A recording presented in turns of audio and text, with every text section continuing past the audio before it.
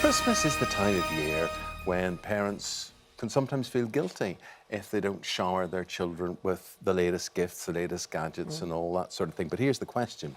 Has everything that has happened through 2020 dampened the importance of material things? Well, we're joined by two mothers now who have very different views on this, Raj Gill and Constance Smith. Good morning to you both. Raj, let's come to you first. You're a mum of two. You've got a daughter who's 17, a son of 15. What is Christmas going to look like for them this year? What kind of money have you been spending or have you already spent? Well, we're going to have a massive blowout. We're going to spend. They completely deserve it. They're really, really good children. They are rare because they never actually ask for things. And it's been a really, really tough year. We're BAME, so we're more susceptible to COVID. And like I said, they've handled it beautifully considering what they've been through. Just really good kids, and we want to spoil them. So you really want to spoil them. What kind of money are you spending? And tell us what kind of gifts. I mean, obviously, hopefully they're not listening. We don't want to spoil any surprises. Well, for Karen, she turned 17, so we're buying her a car. And, you know, lots of beauty products. She's really into skincare, so we're going to get her the Heaven 12 Steps to the Perfect Skin and things like that.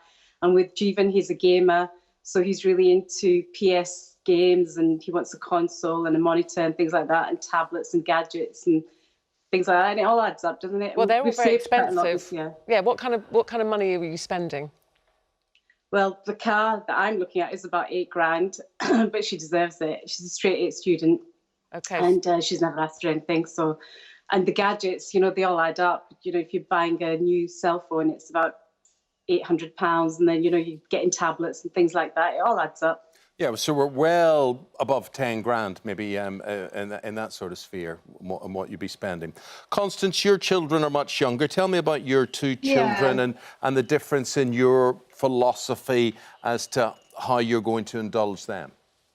Yeah, I mean, I think that you can't buy love. I mean, I spent £20 last year on a charity shop doll's house and did it up using kind of like free samples and been a bit savvy about it. And it looks like it should be worth hundreds of pounds. But to me, that's not the point. The point is that, you know, my child is a gift which kind of shows, you know, love, attention, time. It's much more than a gift. It's teaching her that charity shops are okay to buy from. I mean, if everyone in the UK did one gift from a charity shop this year, the world would be a much better place.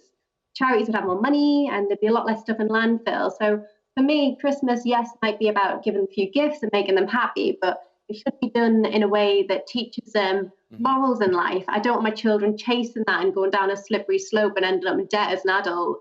And I'm sure no parent does. So, Constance, from your point of view, this is a philosophy, this is an ethos with you. It's not just, I just want to make clear, because there'll be a lot of people watching and they're saying, what, I can't afford to spend 10 quid on my children, never mind 10,000 quid.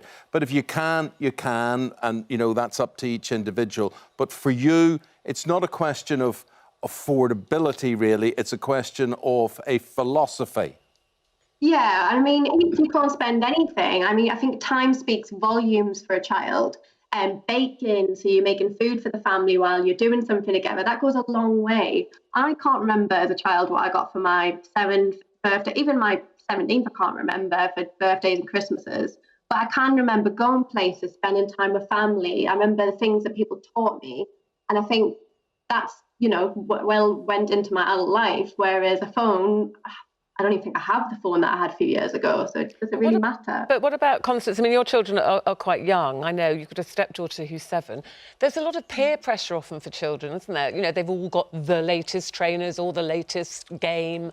You know, and that's quite hard for parents, you know, when the children are asking for things because they want to be the same as everybody else.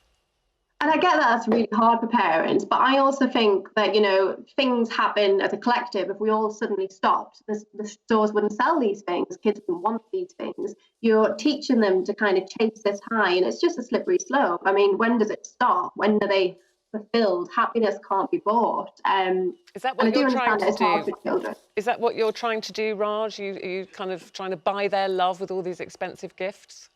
Yeah, I wish. No, their love's way more expensive than that. gifts won't do it. No, children aren't materialistic. They've never been materialistic. Like I said, they've never asked for anything, and they've missed out on so many wonderful family experiences this year because of COVID. I mean, we've got an enormous family. We all get together so much, and we do things like bake and go on holidays and go out to eat at restaurants.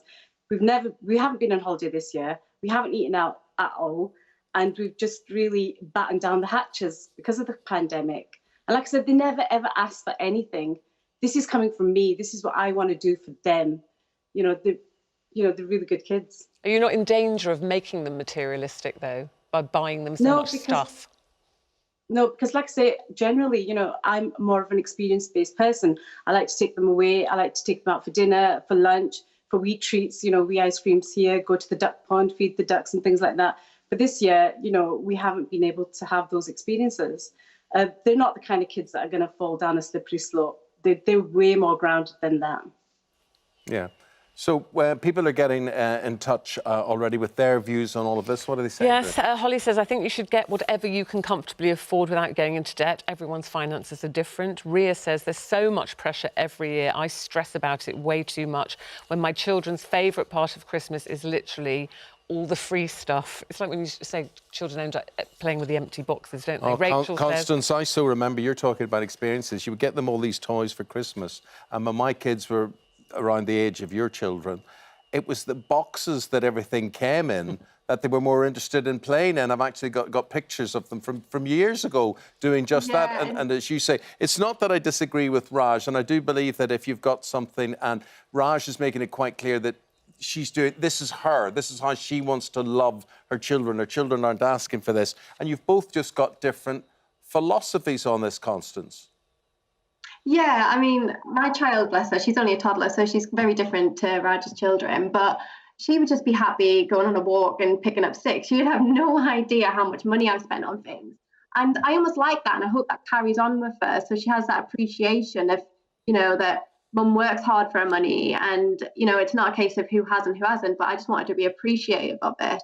And, I know Raj was saying that her children are appreciative and don't ask for things. But I mean, does it not kind of worry that you're kind of putting this happy lifestyle alongside a lifestyle that has a lot of materials, and if you make that association growing up that, I was happy, but I also had a lot of stuff.